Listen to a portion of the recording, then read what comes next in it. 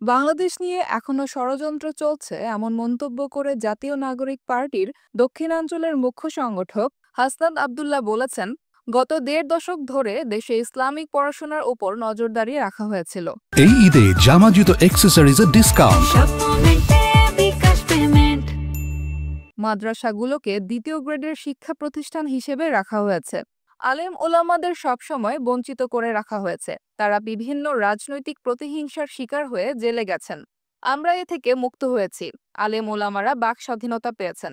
বুধবার বিকেলে কুমিল্লার দেবিদ্বার সুজাত আলী সরকারি কলেজ মাঠে জাতীয় নাগরিক পার্টি আয়োজিত হিফজুল কোরআন প্রতিযোগিতার পুরস্কার বিতরণী অনুষ্ঠানে তিনি এসব কথা বলেন। হাসনাত আব্দুল্লাহ বলেন, আমরা ৫ আগস্ট পরবর্তী বাংলাদেশটাকে একটা সাম্প্রদায়িক সম্প্রীতির উদাহরণ হিসেবে তৈরি করতে পেরেছি। দেশে এখনও দেশি বিদেশি ষড়যন্ত্র অব্যাহত রয়েছে।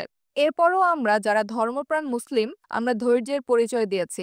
তিনি বলেন, সাম্প্রদায়িক উস্কানি সবসময় আমাদেরকে দেওয়া হয়েছে। আপনারা দেখেছেন সিলেটে আমাদের এক ভাইকে সাম্প্রদায়িক উস্কানির মধ্য দিয়ে কুপিয়ে মেরে ফেলা হয়েছে।